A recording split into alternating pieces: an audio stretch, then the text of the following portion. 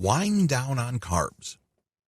By this point, you have gotten used to eating keto foods. Again, we are displacing, not replacing. The focus here at this point is to highlight the keto items in your meals. Think of it this way. You're in a big space. It's dark. And then there's a spotlight. There are several food items in the middle of the space. Instead of shining the spotlight on all the food items, shine it on only the keto items. Now, this means that you're not cutting out all the other foods on your meal plan.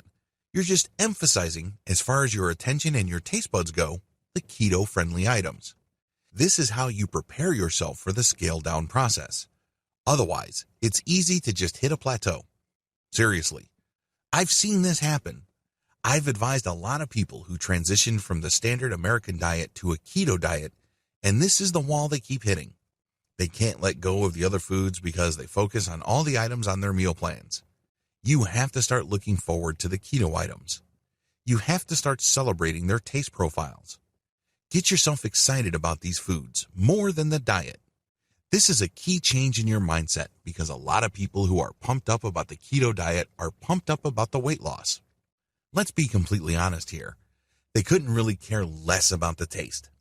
A lot actually have misgivings, but they are excited about finally getting rid of that nasty spare tire they've been lugging around in their midsection since what seems like forever. Believe me, I understand where these individuals are coming from.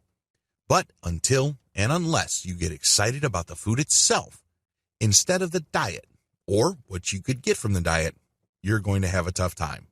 There, I said it. Sure, you may lose quite a bit of weight. It may seem, at least from the outside, that you're doing well, but eventually something will get knocked loose.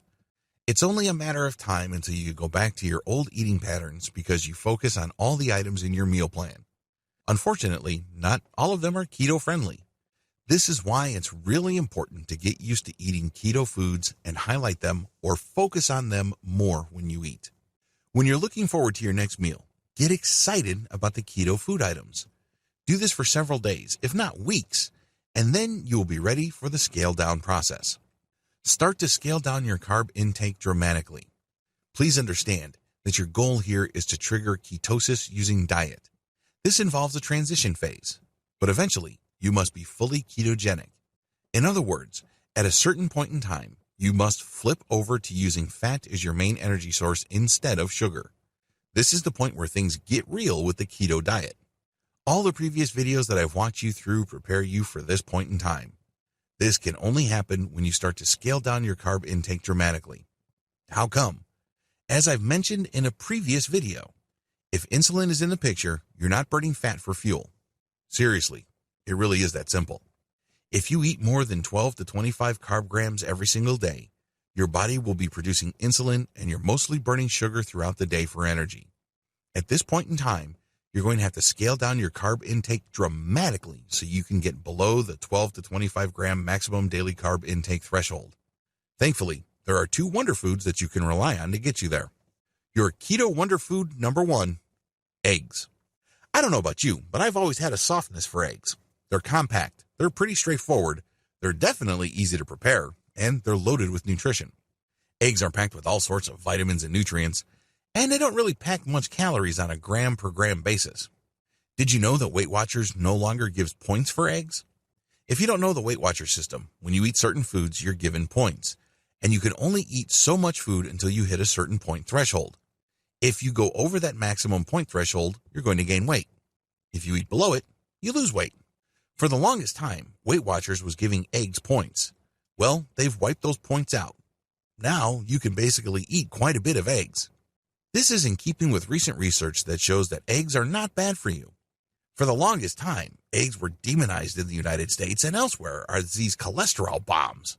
Well, it turns out, after decades of research, that it's sugar that is making us sick and not fat. Not eggs, and definitely not dietary fat. Interesting how things change, right? This is why it's a good idea to load up on eggs. Maybe you like them boiled. Maybe you like them sunny side up. It doesn't matter. Load up on eggs. This is a great keto food. 1 to 2 eggs should be fine. They fill you up and they make you feel fuller for a longer period of time. Your keto wonder food number 2, avocado. As I've mentioned earlier, avocado is not exactly a default taste for most people. It's not like you wake up one day and you just say, I can't wait to enjoy a plain avocado. That rarely happens. Either you eat avocado in the form of ice cream or you turn it into guacamole. But as a fruit by itself, added into a salad of greens, that takes some doing. It definitely takes some getting used to. But if you really want to take your keto diet to the next level and scale down your carb intake dramatically, load up on avocado. It's loaded in fat, but it also has dietary fiber and is loaded with vitamins. It's really good for you. And it is actually easy to get used to because it's very versatile. You can mix it with all sorts of greens. You can mix it with egg. It's good stuff.